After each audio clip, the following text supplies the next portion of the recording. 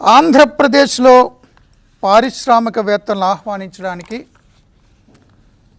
NDA కూటమి ప్రభుత్వం తీవ్ర ప్రయత్నాలు చేస్తోంది. హెచ్పిసిఎల్ లాంటి కంపెనీలు, బిపిసిఎల్ లాంటి కంపెనీలు 70,000 కోట్ల పెట్టుబడులతో మచిలీపట్నంలో పెట్టడానికి ముందుకొచ్చాయి. అదేవిధంగా మరో కంపెనీ కూడా. ఆ కంపెనీ పేరు చెప్తే తమిళనాడు తన్నుకుపోతుందేమో అని రాష్ట్ర పరిశ్రమల మంత్రి టీజీ భరత్ ఇప్పటికే చెప్పారు. పేరు చెప్పను, కానీ చర్చలు జరుగుతున్నాయి. సో ఇతర రాష్ట్రాలతో ఆరోగ్యకరమైన పోటీ ఉన్న నేపథ్యంలో అనేక కంపెనీలని ఆ రాష్ట్రాలు ఆకర్షిస్తున్న నేపథ్యంలో గతంలోనే 2014-19 మధ్య కియా లాంటి ఫ్యాక్టరీలను ఆకర్షించారు. గుజరాత్ని, కర్ణాటకని కాదని. అదేవిధంగా ఇప్పుడు భారీ కంపెనీలు రాబోతున్నాయి. అమరావతికి పారిశ్రామికవేత్తలను ఆహ్వానిస్తున్నారు. రాయలసీమకు ఉత్తరాంధ్ర వైజాగ్ కూడా. ఈరోజు చంద్రబాబు నాయుడు ట్వీట్ చేశారు. YouTube global CEO Neal Mohan and Google APAC head, అంటే Asia Pacific countries head mister Sanjay గుప్తాను ఆన్లైన్లో సమావేశం అయ్యాము. We discussed setting up a YouTube academy in Andhra Pradesh in collaboration with local partners to foster AI, content development, skill development and certification programs.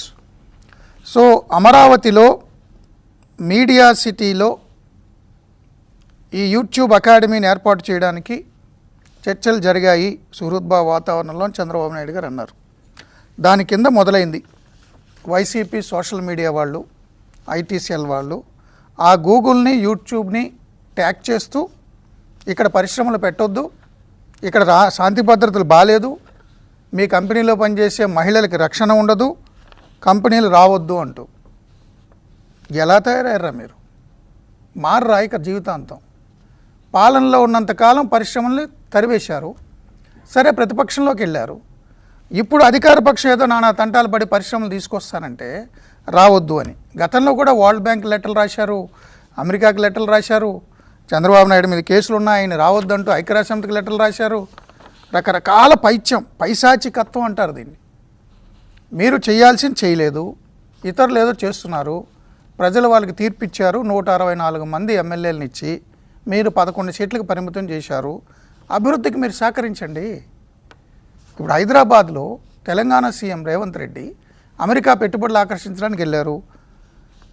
మాజీ మంత్రి, ప్రతిపక్ష నాయకులు కేటీఆర్ గారు స్వాగతించారు, అభినందనలు చెప్పారు ముఖ్యమంత్రికి. బట్ కొన్ని సూచనలు కూడా చేశారు. ఐటీ ఎక్స్పోర్ట్స్లో మనం తగ్గాము, ఉద్యోగాల కల్పనలో కూడా తగ్గాము, గత ఏడాదితో పోలిస్తే చూసుకోండి అని. నిర్మాణాత్మకంగా ఉండాలి కానీ విమర్శ. కంపెనీ పెట్టేవాడి దగ్గరికి పోయి నువ్వు రావద్దు, మా రాష్ట్రంలో శాంతి భద్రతలు బాగాలేదు, లాండ్ ఆర్డర్ బాగాలేదు, ఏంటిది? మాజీ ముఖ్యమంత్రి జగన్మోహన్ రెడ్డి గారు కూడా తనకి భద్రత లేదు, తనకు ప్రాణహాని ఉంది, చంద్రబాబు నాయుడు ప్రభుత్వం తాను అంతమొందించేద్దాం అనుకుంటోంది, జూన్ 3కు ముందు తాను ముఖ్యమంత్రి హోదాలో ఉన్నప్పుడు ఎలాంటి భద్రత ఉందో అదంతా కావాలంటున్నారు. ఆయన Z+ కేటగిరీ కంటిన్యూ చేస్తోంది రాష్ట్ర ప్రభుత్వం. మాజీ ముఖ్యమంత్రిగా ఆయన Z+ కేటగిరీ కంటిన్యూ అవుతోంది. కాకపోతే ముఖ్యమంత్రిగా ఉన్నప్పుడు భద్రత కావాలంటున్నారు ఆయన. ముఖ్యమంత్రిగా ఉన్నప్పుడు ఆయనంతటా ఆయన ఏర్పాటు చేసుకున్న భద్రత 980 మంది సిబ్బంది.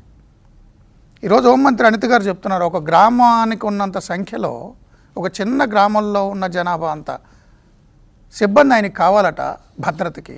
ఇదెక్కడ అన్యాయం? మేము Z+ ఇస్తున్నాం కదా. సో లాండ్ ఆర్డర్ లేదు, ప్రాణహాని ఉంది అని ప్రచారం చేయడం ద్వారా ఏం సాధిద్దాం అనుకుంటున్నారు?